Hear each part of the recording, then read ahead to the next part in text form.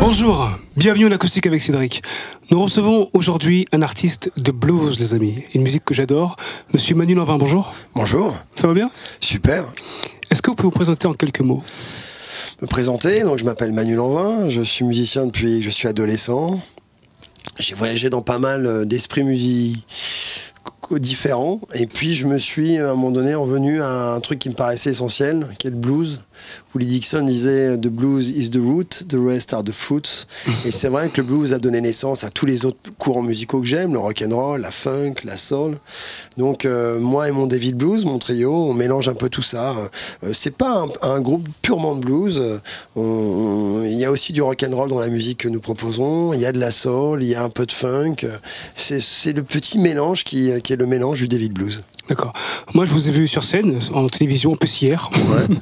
Et je veux savoir, est-ce que la France, c'est un pays qui accueille bien le blues, ou est-ce qu'il y a des pays comme ça où c'est un peu compliqué d'arriver avec son style de musique? Il y a un réseau qui existe vraiment en France, on n'en a pas forcément idée. Moi qui joue beaucoup ici, on fait pas loin de 80-90 concerts par an avec le David Blues, et sur des gros festivals. Je pense au Caro Blues Festival, au Cognac Blues Passion, à Guitare en scène, Megève Blues Festival.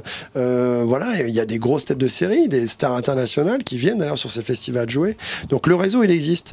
Maintenant, c'est une musique, comment dire, qui est intemporelle, puisque le blues, on l'a tous à un moment donné dans sa vie. Je veux dire, lorsque les factures s'accumulent, lorsqu'on se fait larguer par la femme qu'on aime, lorsque on perd un proche, c'est une émotion qui est propre à l'humain, et nous, on essaie de l'exorciser en musique. Voilà, c'est ce que nous faisons. Donc je pense que le blues est donc intemporel. La France en ce moment là le blues, et je sens que les gens qui viennent nous voir souvent viennent exorciser toute la malédiction, justement, toute l'énergie très négative environnante en ce moment, en écoutant cette musique-là, tout simplement. D'accord. Est-ce que vous pouvez nous parler de vos références? Parce que je vois que c'est un peu de blues, un peu de rock, un peu de tout. Exactement. Moi, quand j'étais jeune et que j'ai pris la guitare, j'ai commencé à jouer, on était naturellement attirés par tous les grands guitar héros, quoi, que ce soit Jimi Hendrix, Eric Clapton, Jimmy Page, et bien d'autres encore, que j'ai pas, mais là je peux signer les principaux, ceux qui m'ont vraiment marqué, Jeff Beck. Et après, je me suis rendu compte, en creusant un peu dans le sujet, que ces mecs-là étaient extrêmement influencé et avait été animé par tous les grands chanteurs et les grands guitaristes du Delta. Je pense à Robert Johnson, à Skip James, à Muddy Waters, à tous les vieux bluesmen du cru, quoi. Howlin' Wolf et plein d'autres. Et donc je me suis mis du coup à écouter la musique des anciens, et avec effectivement cette légende de Robert Johnson qui m'a jamais lâché. Moi, j'étais faire un pèlerinage sur la route 61 en étant à la quête vraiment du crossroad, là où Robert Johnson avait donné son âme au diable, et là où le diable en échange lui avait donné le blues. C'est un truc moi qui m'a vraiment animé. Je me rappelle même avant de partir là-bas, il y avait déjà Google Maps et tout ça, et j'essayais de voir où il pouvait être ce crossroad. Alors il y a des gens là-bas qui sont très affûtés, qui connaissent bien l'histoire du blues, qui t'indiquent le crossroad. Alors, je sais pas si j'étais sur le bon. Le diable est pas venu, hein. Je n'ai pas fait le deal avec lui, mais je me le suis fait tatouer dans le dos quand même. Donc ce voyage initiatique, pour moi, a planté un truc très important pour moi, c'est que ça m'a donné un chemin. Et il faut savoir que le blues, dans ces états-là, à l'époque, c'était un passeport pour la liberté, pour les gens, les blacks américains, qui malheureusement n'avaient pas d'autre choix que de travailler dans les champs de coton, dans des conditions extrêmement hard. Il faut vivre le Mississippi pour comprendre ce que c'est que la chaleur dans le Mississippi. Et les mecs, pour pouvoir sortir de ça, s'ils jouaient devant leur communauté le soir, ils gagnaient $3. Et puis si avec des petites économies, ils prenaient un train et ils allaient dans les États du Nord, là où ils allaient être considérés comme des citoyens américains à part entière, ils pouvaient peut-être signer dans une maison de disques, jouer dans des clubs, jouer au coin de la rue, et peut-être se sauver de l'histoire compliquée des États du Sud. Je trouve que c'est l'histoire du blues, et moi, en tout cas à mon niveau, ça m'a donné en tout cas un chemin. Et voilà, c'est pour la petite histoire. Très bien, très bien. Est-ce que vous pouvez nous parler de votre album en fait? Alors le dernier album, Grand Casino, est un album plutôt positif justement. On parle souvent de blues, on est dans la complainte, dans le moi-je vais mal. Ce matin, je me suis réveillé, ça n'allait pas. C'est un album qui s'est enregistré sans que j'ai vraiment eu envie de l'enregistrer. On a fait une halle dans une salle de concert au Casino de Forges-les-Eaux. Il y a une salle de concert où on joue régulièrement et il y a un studio d'enregistrement dans ce domaine. Et le studio est super avec que du vieux matériel vintage, du matériel qui a appartenu au studio Pathé Marconi à Boulogne-Billancourt. Moi, j'étais tout môme. Ma mère étant chanteuse de disco à l'époque, Jennifer, j'ai traîné dans ces studios. Donc j'avais l'impression que c'était le coup du destin, quoi. Je me retrouvais avec du matériel dans lequel j'avais évolué lorsque j'étais môme. Donc j'ai dit, il faut qu'on enregistre dans ce studio-là. Au début, on a juste enregistré des reprises. Moi, j'ai jamais enregistré de reprises, je fais pas de cover. Mais là, on avait envie de s'amuser dans ce studio. Et puis, du coup, ça a donné la naissance à Grand Casino, qui est un album de composition, de reprises, et j'ai invité plein de chouettes gens, vraiment, que j'espérais pas avoir aussi facilement. Je pense à Taj Mahal, par exemple, qui est venu poser sur l'album. J'ai envoyé un titre, et il le chante super bien avec moi. Et il a tout de suite répondu présent. Il m'a appelé 2-3 heures après, en me disant, je vais venir chanter ce morceau-là, ça me botte bien.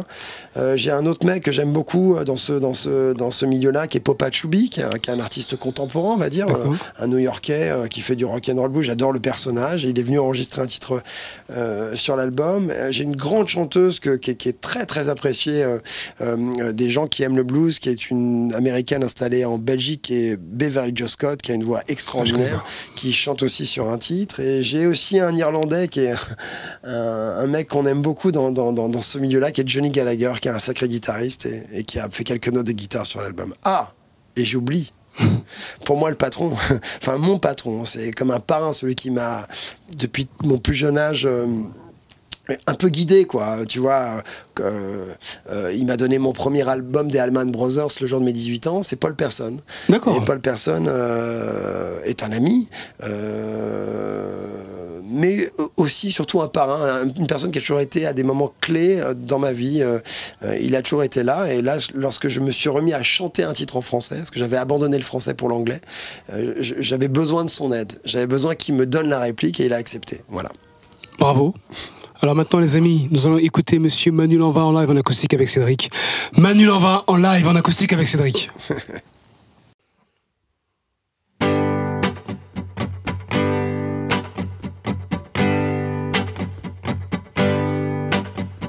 Brothers and sisters, fussing and fighting. The man wants to keep it that way. The TV news is like a bad, bad dream. They say it's getting worse every day. It's about time we all realize everybody wants the same thing.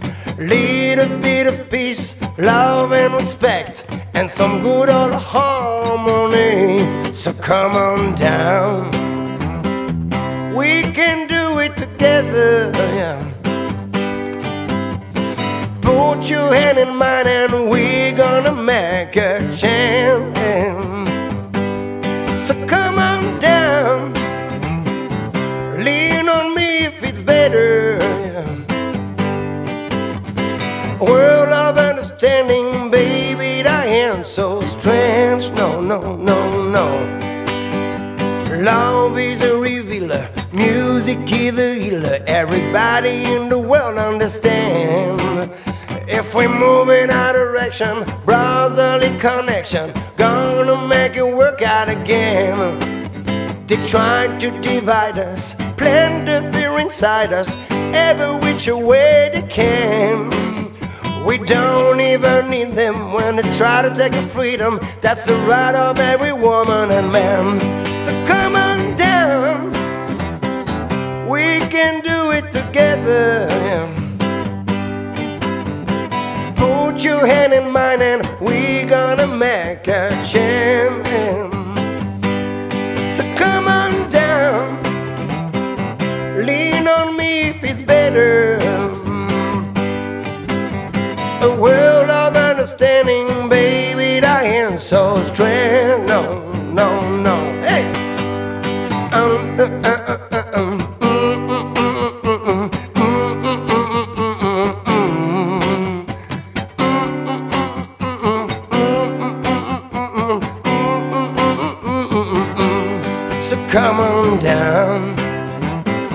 we can do it together. Put your hand in mine and we're gonna make a change, yeah. So come on down, lean on me if it's better. A world of understanding, baby, that ain't so strange. No, baby, that ain't so strange.